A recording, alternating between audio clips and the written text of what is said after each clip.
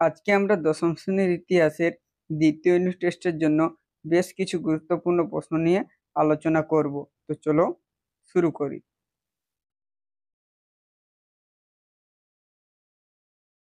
আমাদের প্রথমে রয়েছে চতুর্থ অধ্যায়। এই চতুর্থ অধ্যায় থেকে যে প্রশ্নগুলি রয়েছে, প্রথমে রয়েছে আমাদের মার্ক 2। 2 নম্বরের যে প্রশ্নগুলি রয়েছে, প্রথম প্রশ্ন রয়েছে 1857 খ্রিস্টাব্দের বিদ্রোহকে ভারতের প্রথম স্বাধীনতা যুদ্ধ বলা হয় কেন? 2 নম্বর রয়েছে মঙ্গল পাণ্ডে কে ছিলেন? তারপরে রয়েছে মহারানী ঘোষণাপত্র বলতে কি বোঝো? 4 নম্বর রয়েছে মহাবিদ্রোহের প্রত্যক্ষ কারণ কি ছিল? 5 নম্বর রয়েছে হিলবার্ট বিল কি? 6 নম্বর রয়েছে হিন্দু মেলা কেন চৈত্র মেলা নামে পরিচিত? 7 নম্বর রয়েছে সভা সমিতির যুগ বলতে কি বোঝো? 8 নম্বর রয়েছে কে কত খ্রিস্টাব্দে ভারত সভা প্রতিষ্ঠা করেন? 9 নম্বর রয়েছে ভারত মাতার চিত্রটি বর্ণনা করো। 10 নম্বর রয়েছে স্বামী বিবেকানন্দের লেখা দুটি গ্রন্থের নাম লেখো।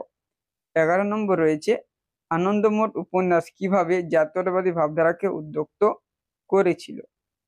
এরপরে রয়েছে আমাদের মার্ক 4 অর্থাৎ 4 নম্বরের যে প্রশ্নগুলি রয়েছে। প্রথমে রয়েছে টিকা লেখো মহারানী ঘোষণাপত্র। 2 নম্বর রয়েছে টিকা লেখো ইলবার্ট বিল। 3 নম্বর রয়েছে হিন্দু মেলা সম্পর্কে যা জানো লেখো।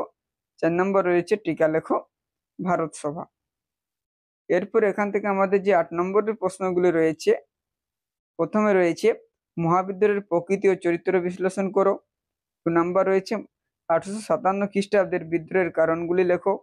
3 নম্বর রয়েছে ভারতীয় জাতীয়তাবাদের বিকাশে রবীন্দ্রনাথ ঠাকুরের গোরা উপন্যাসের কি ভূমিকা ছিল? 4 নম্বর রয়েছে ভারতীয় জাতীয়তাবাদের বিকাশে স্বামী বিবেকানন্দের বর্তমান ভারত গ্রন্থটি ভূমিকা কি ছিল? এরপরে রয়েছে আমাদের পঞ্চম অধ্যায়।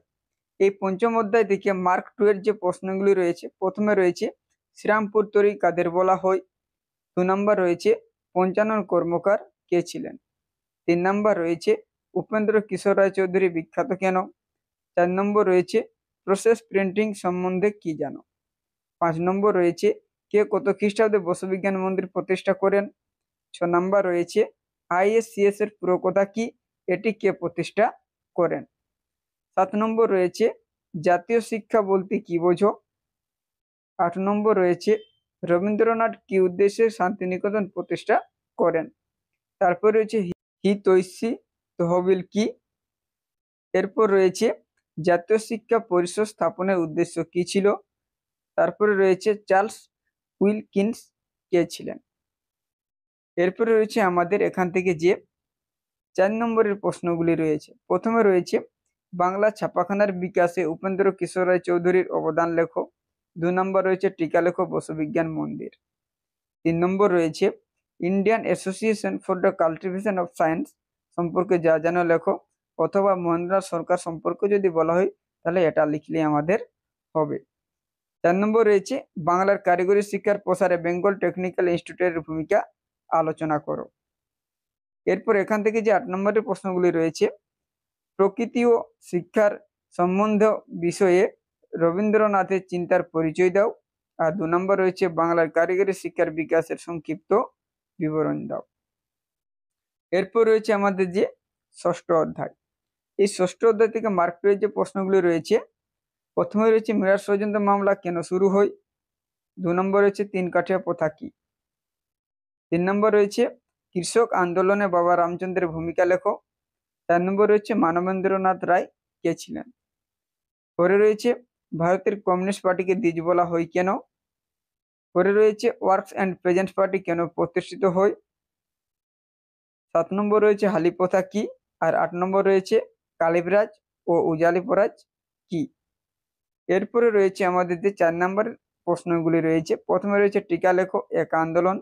2 নম্বর রয়েছে টিকা লেখো ওয়ার্কস অ্যান্ড প্রেজেন্টস পার্টি। 3 নম্বর রয়েছে অহিংসা অসহযোগ আন্দোলনে কৃষক সমাজের অংশগ্রহণ সম্পর্কে লেখো। এরপর এখান থেকে আমাদের যে 8 নম্বরের প্রশ্নগুলি রয়েছে, প্রথমে রয়েছে আইন অমান্য আন্দোলনে শ্রমিক বা কৃষকদের ভূমিকা আলোচনা করো। 2 নম্বর রয়েছে ভারত ছাড়ো আন্দোলনের পর্বে ভারতের শ্রমিক শ্রেণীর ভূমিকা নিয়ে আলোচনা করো। আর 3 নম্বর রয়েছে বঙ্গভঙ্গ বিরোধী আন্দোলন পর্বে কৃষক আন্দোলনের সম্পর্কে আলোচনা করো। তো এই হলো আমাদের মাধ্যমিকের ইতিহাসের দ্বিতীয় স্টেজের জন্য সম্পূর্ণ সাজেশন।